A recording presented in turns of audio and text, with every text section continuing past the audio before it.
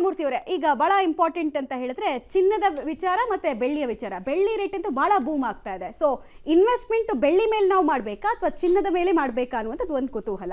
So ಆ ವಿಚಾರದಲ್ಲಿ ನೀವು ಹೇಳೋದಾದ್ರೆ ನೋಡಿ, ಇವಾಗ ಇಂಡಸ್ಟ್ರಿಯಲ್ ಯೂಸೇಜು ಕೂಡ ಸಿಲ್ವರ್ಗೆ ಇರೋದ್ರಿಂದ ಗೋಲ್ಡ್ಗೆ ಇಂಡಸ್ಟ್ರಿಯಲ್ ಯೂಸೇಜಸ್ ಬರೋದಿಲ್ಲ. ಸೊ ಹಾಗಾಗಿ ಇನ್ವೆಸ್ಟ್ಮೆಂಟ್ ದೃಷ್ಟಿಯಿಂದ ನೋಡಿದ್ರೆ ಖಂಡಿತ silver is always better than gold for investment. ಆದ್ರೆ ಜನ ಬಳಕೆ ದೃಷ್ಟಿಯಿಂದ, ಕನ್ಸಂಪ್ಷನ್ ದೃಷ್ಟಿಯಿಂದ ನೀವು ನೋಡಿದಾಗ ಎಲ್ಲರೂ ಚಿನ್ನ ಇಷ್ಟಪಡ್ತಾರೆ ಹೊರತು ಯಾರು ಬೆಳ್ಳಿಯನ್ನ ಇಷ್ಟಪಡೋದಿಲ್ಲ.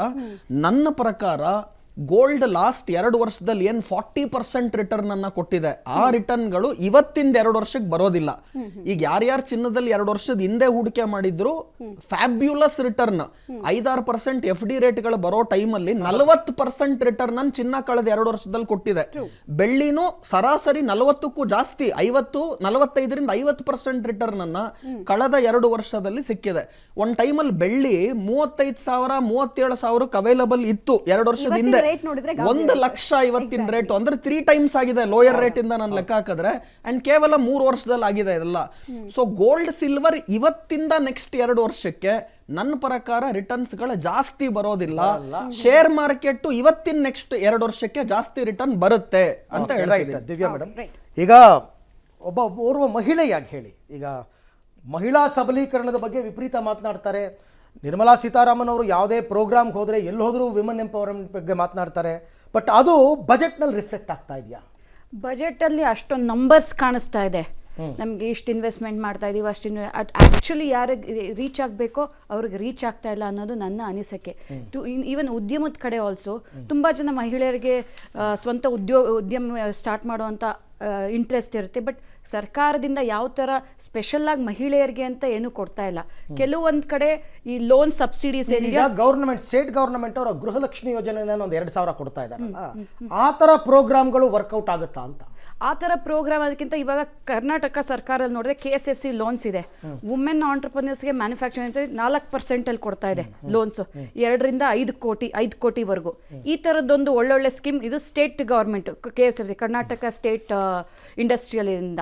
ಬಟ್ ಸೆಂಟ್ರಲ್ಲಿಂದ ಯಾವುದೇ ಥರದ್ದು ಮೇಯ್ನ್ ಆಗಿ ಮಹಿಳಾ ಸಬಲೀಕರಣ ಇನ್ನೊಂದು ಏನೋ ಚೆನ್ನಾಗಿ ಕಾಣುವಂಥದ್ದು ಯಾವುದೂ ಕಾಣಿಸ್ತಾ ಇಲ್ಲ ಅಂತ ನನ್ನ ಅನಿಸಿಕೆ. ಇನ್ನೊಂದು ಕಡೆ ಸ್ಕಿಲ್ಸಲ್ಲಿ ವುಮೆನ್ ಸ್ಕಿಲ್ಸ್ ಡೆವಲಪ್ಮೆಂಟಲ್ಲಿ ಏನು ಇನ್ವೆಸ್ಟ್ಮೆಂಟ್ ಆಗ್ತಿಲ್ಲ. ಆಮೇಲೆ ಇನ್ನೊಂದು ರಿಸರ್ಚ್ ಆ್ಯಂಡ್ ಡೆವಲಪ್ಮೆಂಟಲ್ಲಿ ಇಂಡಿಯಾ ಪ್ರಪಂಚದಲ್ಲಿ ತುಂಬ ಹಿಂದುಳಿದಿದೆ ಅಂತ ಹೇಳಕ್ಕೆ ಇಷ್ಟಪಡ್ತೀನಿ. ಈಗ ಸಿದ್ದರಾಮಯ್ಯ ಸರ್ಕಾರ ಬಂದ ನಂತರ ಕರ್ನಾಟಕದಲ್ಲಿ ಏನೇನು ಬೆಲೆ ಏರಿಕೆ ಆಯಿತು ಅಂತ ಸಿಂಪಲ್ ಆಗಿ ಹೇಳ್ಬಿಡೋದಾದರೆ, ಮದ್ಯದ ದರ ಏರಿಕೆ ಆಯಿತು. ಅದಾದಮೇಲೆ ಈಗ ಇತ್ತೀಚೆಗೆ ಹಾಲಿನ ದರ ಒಂದು ಸರ್ತಿ ಏರಿಕೆ ಮಾಡಿದ್ರು, ಎಲೆಕ್ಟ್ರಿಸಿಟಿ ಚಾರ್ಜಸ್ ಜಾಸ್ತಿ ಮಾಡಿದ್ರು, ನೀರಿನ ಬಿಲ್ ಜಾಸ್ತಿ ಮಾಡ್ತೀವಿ ಅಂತ ಹೇಳ್ತಾ ಇದ್ದಾರೆ. ಸೊ ಬೆಲೆ ಏರಿಕೆ ಎಲ್ಲ ಇಲ್ಲ ಆಗ್ಬಿಟ್ಟು ಕೇಂದ್ರದವರು ಬೆಲೆ ಏರಿಕೆ ನಿಯಂತ್ರಣ ಮಾಡಬೇಕು ಅಂದರೆ ಹೆಂಗೆ ಅಂತ ಕೆಲವ್ರು ಕೇಳ್ತಾರೆ. ಅದಕ್ಕೆ ತಾವೇನು ಹೇಳ್ತೀರಾ? ನೋಡಿ ಸ್ನೇಹಿತರು ಮಾತಾಡ್ತೇಳಿ ಫ್ರೀ ಬೀಸು, ಎಕನಾಮಿ ಗ್ರೋತ್ ಆಗ್ತದೆ, ವುಮೆನ್ಸ್ ಎಕನಾಮಿ ಗ್ರೋತ್ ಆಗ್ತಾಯಿದೆ ಅನ್ನತಕ್ಕಂಥದ್ದು ಹೇಳ್ತಿದ್ದೆ. ನೀವು ಪುಕ್ಸೆಟ್ಟೆ ಇಲ್ಲಿ ಕೊಟ್ಟು ನೀವು ಇನ್ನೊಂದು ಕಡೆ ನೀವು ತೆರಿಗೆ ಹಾಕಿದ್ರೆ ನೀವೇನು ಎಕನಾಮಿಕ್ ಗ್ರೋತ್ ಆಗ್ತದೆ? ಇವತ್ತು ರುದ್ರಮೂರ್ತಿಯವರು ಮಾತಾಡಬೇಕಾದ್ರೆ ಒಂದು ಪಾಯಿಂಟ್ ಹೇಳು. ಮುಂಬೈಯಲ್ಲಿ ಸ್ಟ್ಯಾಂಪ್ ಡ್ಯೂಟಿನ ಕಡಿಮೆ ಮಾಡಿ ಎಷ್ಟು ಪ್ರಾಪರ್ಟಿ ಬೈಯರ್ ಆ್ಯಂಡ್ ಸೇಲರ್ ಜಾಸ್ತಿ ಆದಾಗ ಸರ್ಕಾರಕ್ಕೆ ಆದಾಯ ಹೆಂಗೆ ಬಂತು ಅನ್ನತಕ್ಕಂಥ ಈ ಥರದ್ದು ಮಾಡಬೇಕೇ ಹೊರತು ನೀವು ಫ್ರೀ ಬೀಸ್ ಇಲ್ಲಿ ಕರ್ನಾಟಕದಲ್ಲಿ ಎಷ್ಟು 300 ಟೈಮ್ಸ್ ಸ್ಟಾಂಪ್ ಡ್ಯೂಟಿ ಸರ್. ಕರ್ನಾಟಕದಲ್ಲಿ ಸರ್ ಕಳೆದ 3 ತಿಂಗಳಿಂದ ಸರ್ 3,000 ಕೋಟಿ, more than 4,000 crore short fall ಆಗಿದೆ ಇದು ಸ್ಟಾಂಪ್ ಆ್ಯಂಡ್ ರಿಜಿಸ್ಟ್ರೇಷನ್ ಫೀಸು. ಈ ರಾಜ್ಯದಲ್ಲಿ ರೆವಿನ್ಯೂ ಮಿನಿಸ್ಟ್ರಿ ಇದ್ದಾರಾ ಅಂತಲೇ ಗೊತ್ತಿಲ್ಲ ಸರ್. ಸರ್ಕಾರದ ಆದಾಯ ಮೂಲಗಳಿಗೆ ರೆವಿನ್ಯೂ ಡಿಪಾರ್ಟ್ಮೆಂಟ್ ಭಾಳ ಇಂಪಾರ್ಟೆಂಟ್. ಅದು ಒಂದು ಸರ್ಕಾರದ ಆದಾಯ ಮೂಲ, ಅದು ಎಕ್ಸೈಸು, ವೆಹಿಕಲ್ ರಿಜಿಸ್ಟ್ರೇಷನ್ ಸರ್.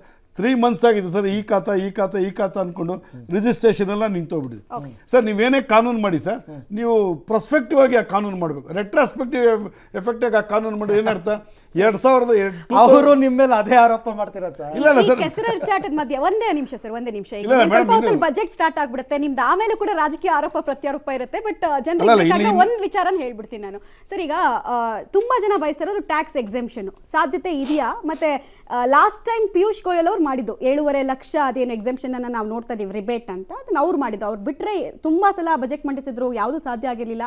ಯಾಕಾಗಿರ್ಲಿಲ್ಲ? ಈಗ ಮಾಡಿದ್ರೆ ಮಾಡುವಂತಹ ಸಾಧ್ಯತೆ ಎಷ್ಟು ಲಕ್ಷ ತನಕ ನಾವು ನಿರೀಕ್ಷೆ ಇಟ್ಕೊಳ್ಬಹುದು ಅಂತ? ಮೇಡಮ್ 10 ಲಕ್ಷ ಬರುತ್ತೋ ಬರೋದಿಲ್ವೋ, ನನ್ನ ಪ್ರಕಾರ ಈಗ ಇರುವಂತ ಲಿಮಿಟ್ಸ್ ಏನಿದೆ ಅಂದ್ರೆ ಆಫ್ಟರ್ ರಿಬೇಟು ಡಿಡಕ್ಷನ್ಸು ಇದೆಲ್ಲ ಮಾಡಿದ್ರೆ ನನ್ನ ಪ್ರಕಾರ ಅಟ್ಲೀಸ್ಟ್ 8 ರಿಂದ 9 ಲಕ್ಷದವರೆಗಾದ್ರೂ ಮಾಡಲೇಬೇಕು.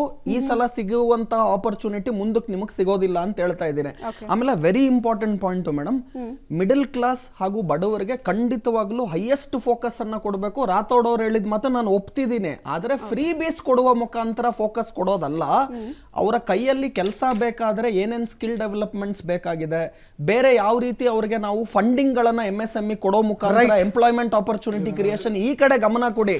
ಫ್ರೀ ಬೇಸ್ ಕೊಟ್ಟಿ ಅವರು ಕೊಡಬೇಡಿ ಅನ್ನೋದಷ್ಟೇ ನನ್ನ ರೈಟ್. ರುದ್ರಮೂರ್ತಿ ಅವರೇ, thank you very much. Madam, time up. Then giving a fish, teach them how to do the fishing. Skills development. Right. Thank you Rudramurthy ಅವರೇ, thank you sir. Prakash sir, thank you.